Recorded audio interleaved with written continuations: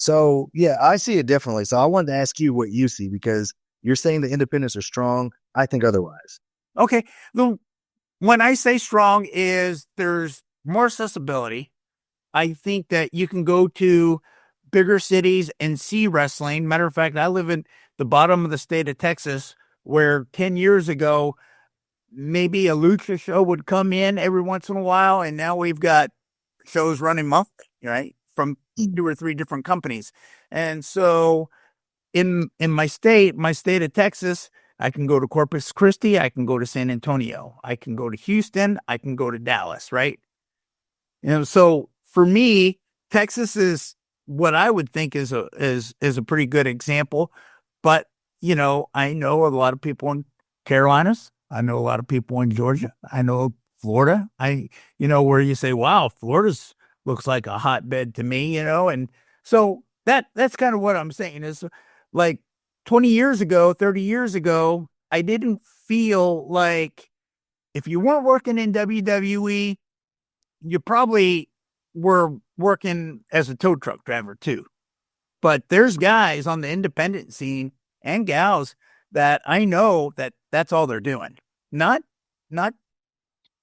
thousands, but I know some. And I'm sure you do too. So that's kind of where I was going with that. Okay. I mean, I think you're probably right. From a fan's perspective, someone that's looking on, I do think so. I'm thinking more so from a talent standpoint. Um, and it might be a little different adding in that like in the last couple of years, you have AEW, WWE trying kind of changing their formula, and TNA trying to figure out their formula of how they acquire talent as well. Um, so when I was coming up, there wasn't a company like AEW that for a long time ran AEW Dark, where independent guys to come and get seen and get a pretty good payday for showing up all the time. WWE's kind of changed their mold a few times over the years, picking up independent talent. But at one point when I was coming up, that was unheard of. OVW was a thing. They had Deep South here in Georgia, and they were like hiring. I'm not sure how their hiring went, but they were hiring guys that pretty much weren't independent darlings. You know what I mean? And so around the early 2010s or a little bit before, that's when the indie guys started to get brought up. You know what I mean? So, kind of going back to what we were talking about before we started the interview, how my size come into play, and as people said anything negative to me throughout my life about wanting to be a wrestler, to answer that question, that never happened coming up. Mostly probably because I never told anybody that I wanted to be a wrestler, besides people closest to me.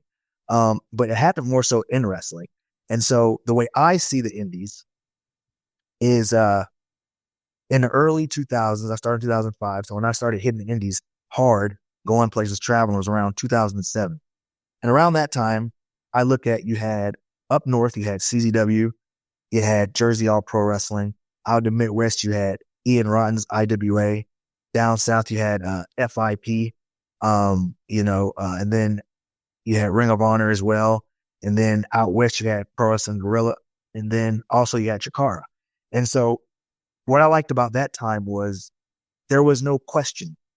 People weren't going, like, I didn't go up to people and ask, like, more experienced wrestlers. The question was never, how do I make it? How do I make it? You just kind of saw the blueprint of how to get from point A to point B. So it was like, okay, all these Ring of Honor guys do shows for Ian Rotten and IWA.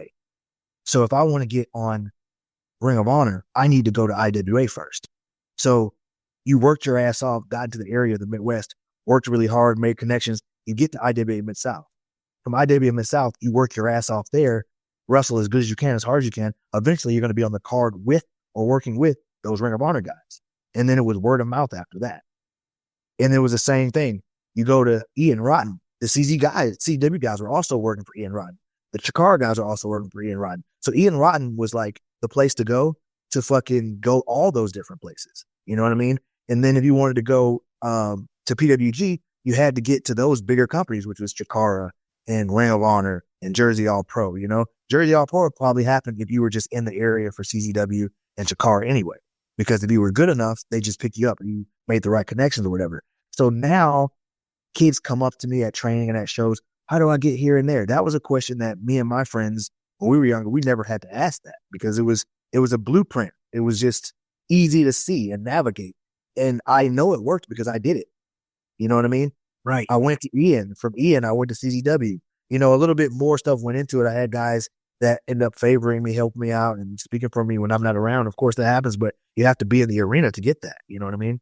Right. So to me, I think the indies are definitely extremely different in terms of like having a blueprint because now it's like, how do you get from point A to point B? For a little while, it was, oh, you have to become GIFable. You have to get the little quick videos that highlight everything you can do and everybody spreads that around. That's how you get booked. That was like the thing for a while. Some people Okay. still lived by that. You know what I mean? That's right. Now it's a little different.